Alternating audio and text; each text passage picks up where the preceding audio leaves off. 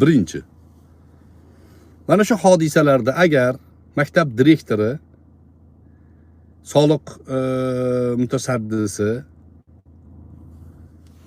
urib kaltaklangan bo'lsa, majburlab yechintirilgan bo'lsa, qo'pol qilayotganda o'sha ba'zi himoya vositalarini a'zosiga kiydirib qo'yilgan bo'lsa, majburlab shu videoni ishonchliroq chiqsin uchun-da, ishonchliroq chiqsin uchun shu darajada sharafsizlik qilingan bo'lsa, bu ishni qilgan jinoyatchilarga 235-modda bilan jinoiy javobgarlik berilsin. 5 yildan 10 yilgacha ekan, 10 yil berilsin. Unga huquqiy baho berishlarini so'rab qolaman. Xalq bu masalalardan jondan to'ydi to'g'risi. Bu mavzu ko'tarilib chiqavergan sari sharmandalik ortaveradi. Birinchi talabimiz shu. 235-modda astoydil qaralsin. Birinchi. Endi hukm o'qilgandan keyin sud ekspertiza xulosalarini ko'rdik. O'sha direktor aytayaptiki, urushdi, zo'rlashdi, majburlab yechintirishdi, ekspertiza qildirdim deyapti. Ekspertiza xulosasida maktab direktorini urganlik, kimdir urganlik alomati yo'q, jarohat yo'q. Yengil jarohat bor deyapti. Masalan, hodisa 17-aprelda bo'lgan bo'lsa, 17-aprelda tibbiy xulosa taxminan 20-kun aytilayotgan bo'lsa, bu jarohat oyog'ida kichkina bir qizil jarohat bor ekan. U jarohat bir 10 kun yoki bir hafta, 1,5 hafta oldin bo'lgan deb xulosa beryapti. Ya'ni hodisa kuniga to'g'ri kelmaydi deyapti. Xulosada, ekspertiza xulosasida maktab direktorini urganligi aniqlanmagan, sodda qilib aytganda. Maktab direktorini urganligi aniqlanmagan. Suddagi holat shu. Ikkinchi ekspertiza xulosasi bor. Maktab direktori men o'sha anaqaga chidolmayapman deb o'zi 6 oydan keyin ko'targan deyishyapti. Ya'ni masala sud jarayoni ketayotganda, masala orasida hamma tinch jim bo'lgan. Maktab direktori o'sha blogerlarni chaqirib ko'targan masalani. Keyin dori ichib o'zini o'zi o'ldirishga harakat qildi degan da'vo bor. Ikkinchi ekspertiza xulosasida u da'vo tasdiqlanmagan. O'zini o'zi o'ldirishlikka harakat qilmagan. Yotib olgan, shunaqa ko'rsatgan, o'zini o'zi o'ldiryapti degan fonni yaratish uchun ko'rsatgan. Mana shu ikkita masalaga ko'ra endi ikkinchi talabim O'zbekiston fuqarosi o'laroq masala o'ta chalkashib ketganligi uchun mana shu ikkinchi masala. Demak, bu ayolda ekspertiza xulosasi noto'g'ri chiqyapti. Hech kim urmagan buni. Dori ichib o'zini o'ldirishga harakat qildi degan gap yolg'on ko'rsatma. 139-modda, yana qaysi modda edi? 139, men yozib oldim-da bu yoqda. 237-modda. 237-modda yolg'on ko'rsatma berish, 139-modda tuhmat bilan jinoyat ishi ochilishi kerak. Bu ayolga, soliqchiga va mana shu masalani ko'tarib yurgan blogerlarga, ya'ni shu tuhmat bo'lsa, buni sud hal qiladi-da. Agar shu tuhmat bo'lsa, buni tuhmat masalasini blogerlar maydonga olib chiqayotgani uchun o'sha blogerlar ham jinoyat javobgarlikka tortilishi kerak. Huquqiy davlatda yashayapmiz, to'g'rimi? Bu orada o'sha ba'zi ijtimoiy anaqalar ham, faollar ham chiqib turib gapiribdi-yu, erkak emas bu ichki ishlar xodimlari, ayollarni ishga olish kerak debdi-yu, ular ham demak 235-modda bilan tuhmat qilinayotgan ichki ishlar xodimlariga tuhmatga sherik bo'ladi. Ularni ham javobgarlikka tortish kerak.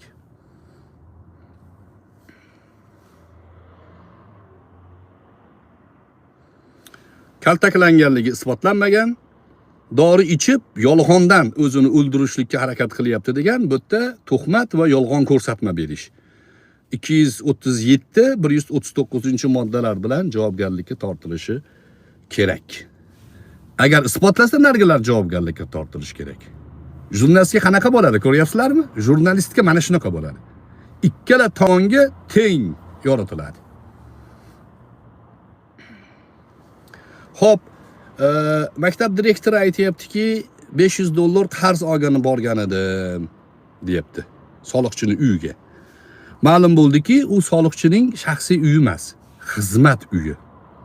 Shaxsan O'zbekiston prezidenti janoblari tomonidan xizmat xodimlarini qo'llab-quvvatlash uchun qilib berilgan uy. Davlat uyi u. Bizning uyimiz. Oy, o'zbek xalqi.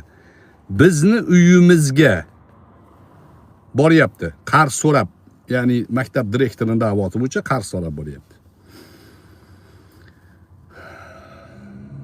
Soliqchini ayoli aytayaptiki, u joyda meni erim yashamaydi, deyapti. Biz ham yashamaymiz, deyapti. Oila bilan biror marta bormaganmiz, deyapti. Hali skrinshotlar chiqyapti. Menimcha bu soliqchini ayoli ham vijdonli ayol. Juda katta ehtimol bilan iymoni butun ayolga o'xshayapti. Bu ham chiqadi menimcha. Soliqchidan shikoyat qilib chiqadi. Endi uzun quloq gaplar bilmadim. Soliqchini padari buzrukvori vafot etdi deyishyapti. Alloh rahmat qilgan bo'lsin. Hozir u joyda ham ancha gap so'z aylanyapti ekan. Mayli, u gap so'zlarni tinchitishimiz kerak. Aybdor deb e'lon qilinishi kerak, nuqta qo'yilishi kerak. Xizmat uyida demak soliqchi yashamaydi. Nimaga u yoqqa borishgan? 500 dollar qarz olgani borganman. Tadbir bo'lgan paytida cho'ntagidan nima chiqqan bo'lsa protokollashtiriladi. Soliqchining cho'ntagidan 500 dollar pul chiqdi degan protokol sud hukmida, sud ijro dokumentlarida yo'q. Qani u 500 dollar? Va yana ma'lum bo'lyaptiki, direktor ayol o'sha kuni borib tushuntirish xati yozayotganda menga uyni tozalab berishlikni aytishdi. 200 ming so'm evaziga tozalagani bordim uyni, deyapti. Yana savol tug'ilyapti, jurnalistlarga, blogerlarga savol. Buni beringlar. Nima uchun ko'rsatmasini o'zgartirgan? Agar majburlab urib yozdirishgan desa, uni ham isbotlash kerak bo'ladi. Yig'i-sig'iga ishonib ketmaymiz-ku, to'g'rimi? Hissiyotlarni yig'ishtirib qo'yapmiz. Urib meni mana shunaqa qilib yozdirishdi degan bo'lsa, unda o'sha tergov jarayonida, tushuntirish xati olish jarayonida kameralar bor, hamma narsa bor, xizmat surishtiruvi o'tkazish kerak. Buni endi ichki ishlarni ichida sistemasi bor, xizmat surishtiruvi qiladi. Agar isbotlansa, majburlab shunaqa yozdirgan bo'lsa, majburlab yozdirilganlar ham jinoiy javobgarlikka tortilishi kerak. Yo majburlab yozdirilmagan ekan, o'z ixtiyori bilan yozgan ekan bo'lsa, bu joyda ham tuhmat bor. Sudyani chalg'itishga urinish bor. Xalqni hissiyotini ustidan kulish, xalqqa tupurib qo'yish bor. Yo, biz o'zimizga tupurtirib qo'ymaymiz. Bu masalani ham hal qilishimiz kerak. Bu kishi maktab direktorimi, farroshmi yoki qarz so'rab borganmi? Lasetti minib yurarkan. Nimaga qarzni, mayli qarz so'rash bor masala, nimaga qarzni kartadan o'tkazib yubormagan? Nimaga ish joyiga borib olmagan? Nimaga aynan hech kim yashamaydigan joyga borib o'sha joyda ikkinchi qavatga chiqib olgan pulni? Agar olgan bo'lsa. Bu ham savol.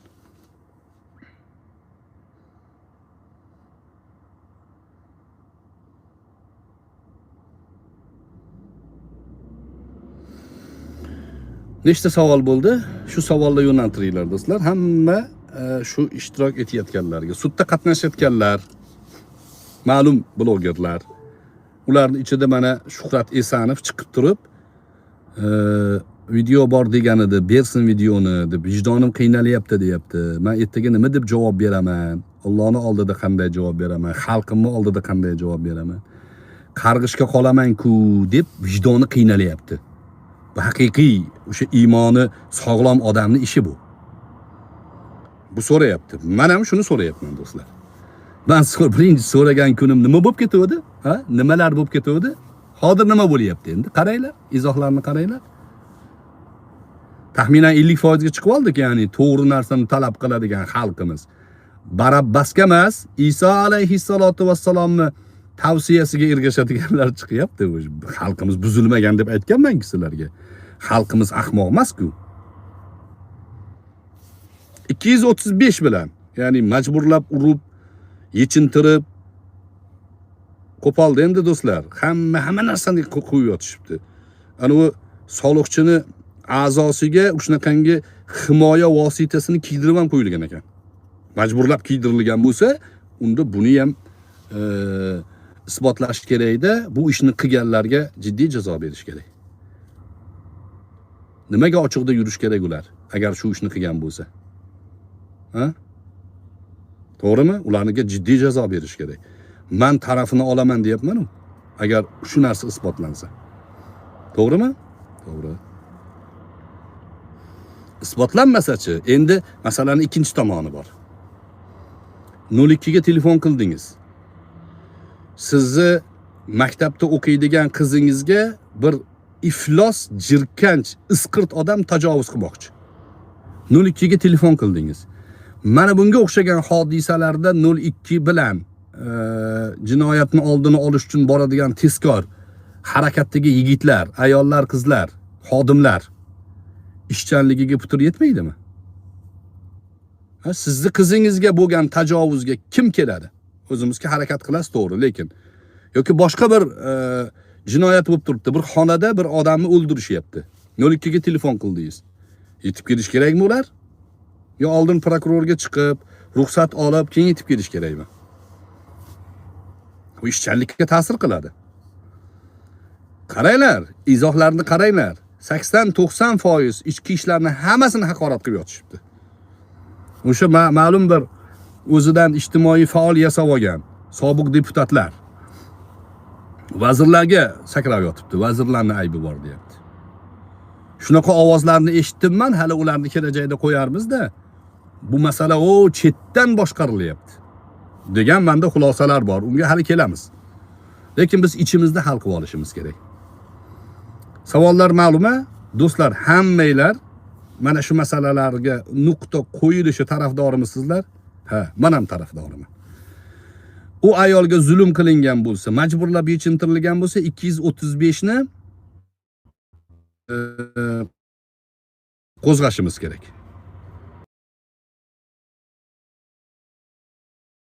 Qo'zg'aladi. Odamlarning hissiyotiga o'ynab, xalqni maymun kabi sirkda o'ynatganligi uchun bu ko'z yoshlar bilan aldagan odam va buni atrofidagi blogerlar javob berishi kerak. Bular jiddiy javob bersa, keyin axborot tarqatayotganda olgan pulini deb bir tomonga moyil bo'lmaydi. Moyil bo'lmaydi. Nimaga bular meni gapimni qasddan ana zinoda aybladi, ko'rdingmi, Nur surasi deb yotibdi. Men zinoda ayblangan, aytmaganman. Videoni ko'ringlar. Fahsh ish bu deganman. Ayollarni bunaqa ish qilib yurishligi fahsh deganman. Aynan u xotinning aytayotganim yo'q. Isbotlansa, u aynan zino qilganligi isbotlansa, u o'zini pesharasidagi boshidagi gap. Lekin bu fahsh ish bu. Yalang'och ayolni videosi tarqalyapti. Hozir aytayotgan men detallarni sizga misol keltirdim. Shunaqa detallar tarqatyapti. Saqlanadigan vosita ko'rinyapti videoda. Bu o'zbek xalqiga isnot emasmi? Bemalol bosh ko'tarib buni yurganlar erkaklarga tajovuz qilib sapchiyotgan ayollar. Qayerda, qaysi o'zbek qadriyatida bor bu? Ha? Qaysi qadriyatda bor? Ichki ishlar xodimlari nimaga chiqib gapirmayapti? Ular gapira olmaydi. Ular harbiy, ular qasamiyat ichgan. Ularda chegara bor. Qonun doirasidan chegaradan chiqa olmaydi. Erkak ular. Erkak gapira olmaydi bu mavzularni. Biz ko'rdik, mana ayol menga telefon qilganda, bunda odob chegarasi ham yo'q. Odob, axloq chegarasi ham yo'q. Men bilan gaplashyapti, men gaplashmayman siz bilan desam, yo'q, javob ber deyapti. Xo'p, mening savollaringizga manaqa sizni himoya qilyapman aslida desam, hangrayapsan deyapti. Bularda demak chegara yo'q. Oxirgi nuqtaga kelib bo'lgan. Lekin ichki ishlar xodimlari harbiy ular. Ularda qasamiyat bor. Ular ba'zi narsani ichiga yutib ketadi. Qamalguncha video chiqmagan. Qamalgandan keyin videoni kim chiqardi? Videoni chiqarganlar ham javob bersin. Videoni kim chiqardi? Buni ham agar bir xavfsizlik qidirib topsa javob bersin. Eltuz Geytuz chiqarganmi? Qayerdan boshqarilyapti bu blogerlar? Buni tekshirish kerak. Kimlar bilan gaplashyapti bular? Telegramda, Telegramda sekret chatda kimlar bilan gaplashyapti? Menda ma'lumotlari bor bularni. Chunki IT yo'nalishi bo'yicha yaxshi shogirdlarim bor. O'rganishyapti hozir kim bilan gaplashgan, kimga mayli Sirojiddin degan. Ular bor menda. Tashqaridan boshqarilayotgan bo'lsa nima deysiz? Maqsad O'zbekistonda to'ntarish qilish bo'lsa nima deysiz?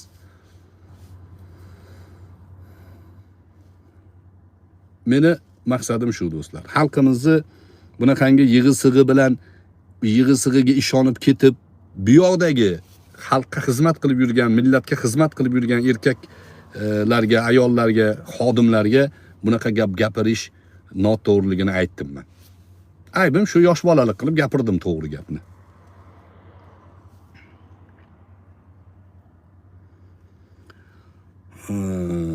Shuni aytmoqchi edim. O'zingizlarni ehtiyot qilinglar. Bu ko'proq tarqatinglar buni. Odamlarga yetib borsin, ko'zimiz ochilsin. Matn tahlilida mavzuni qaysi joyga qachon urg'u berish kerakligida kerak bo'ladi shu suhbatlar. Kerak bo'ladi chunki hamma xohlaganini qilaverishligi yaxshilikka olib bormaydi. Ertaga ichki ishlar kelib bir joyda qotilni ushlayman desa, yana bittasi chiqadi-da, yalang'och bo'lib olib, misol uchun deyman. Meni undoq qilishdi desa, unga ham agar qarshi shunaqangi xalqni nafratini qo'zg'alsa, ozgina muddatdan keyin fosh bo'ladi-da, lekin o'sha ozgina muddatda juda ko'p odam qurbon bo'lib ketib qoladi. Mana hozir qurbon bor, ikkita qurbon ketdi hozir. U sud hukmida o'qidim men qayerdadir. Ular ikkita qamalganlar tadbirda ishtirok etgan odamlar emas. Ko'pchilik bilmayapti uni. Tadbirga borib shular yechintirgan degan fonni tarqatishyapti. Yo'q, bular tadbirda ishtirok etmagan. Ular rahbar bo'lgan. Rahbar va uni zami, o'rinbosari. Ular 24 soat ichida prokuraturani ogohlantirgan. Telefon orqali yoki nimadir orqali ogohlantirar ekanda, lekin inobatga olishmayapti. Videoni tarqatganlikda aybdor deb topishyapti. Video to qamalguncha tarqatgani yo'q, tarqalgani yo'q. Sud yopiq bo'lgan deyishyapti. Yo'q, o'sha videoni ko'radigan kundagi sud yopiq bo'lgan ekan. Qolgan paytda ochiq bo'lgan. Blogerlar kirib chiqib yurgan. Mana shu mavzuni men yana bir aytdim. Bu murojaatni ko'proq tarqalishiga qissa qo'shaylik. Chunki biz mana bemalol O'zbekistonda xohlagan joyimizga borib kelib yurishimizning sababi sistemani borligi, qonunni ijrosi ta'minlanganligi, jinoyatchi jinoyatiga jazo muqarrarligidan qo'rqishligi bu shu mamlakatda tinchlikni ta'minlab turibdi. Bu tinchlikka rahna soladigan ishlarga aldanib qolmang. Bu propaganda aldashyapti, mana shunaqa qilishadi. Montaj qilishadi, xohlagan ishni qilishadi. Urdi qochdi qilishadi, meni majburlab yechintirishdi deyishadi. Qani deb so'rashni ham o'rganing. Qani qayerda? Agar majburlab yechintirgan bo'lsa, miting qilib borib uni yoqasidan olish kerak bo'ladi. Sen nimaga bu begona ayolni borib yechintiryapsan deyiladi u. Qonun uni jazosini berishini talab qilinadi. Unday bo'lmasa-chi, tuhmat qilgan odamni nimaga tuhmat qilding deyishimiz kerak edi. O'sha mahalladagilar qani bu erkaklar chiqmaysizlarmi? Bu aytmaysizlarmi mahalladagilar bu vaziyat to'xtatmaysizlarmi? Soliqchini ayoli chiqmaydimi? Misol uchun. Nimaga bunaqa holat? Meni erimni sanlar yechintirib tuhmat qildilaring demaydimi? Demaydi. Nimaga? Bu yerda boshqa masala borga o'xshayapti. Qonun buni ijrosini ta'minlasin. O'zingizlarni ehtiyot qilinglar. Haq baribir zohir bo'ladi. Yolg'on bir inson umricha yashamaydi. Mana shu odamlar, shu gapni tatib yurganlar o'lmasdan oldin fosh bo'ladi. Yolg'on gapirayotgan bo'lsa. Mana shu yolg'onni ya'ni fosh bo'lishligidan keyin boshqa odamlar yolg'on yana gapirib shunaqa xalqni ustidan kulmasligi, hissiyotini o'ynamasligi uchun bularga jiddiy javobgarlik belgilash kerak. O'zinglarni ehtiyot qilinglar. Assalomu alaykum va rahmatullohi va barakatuh.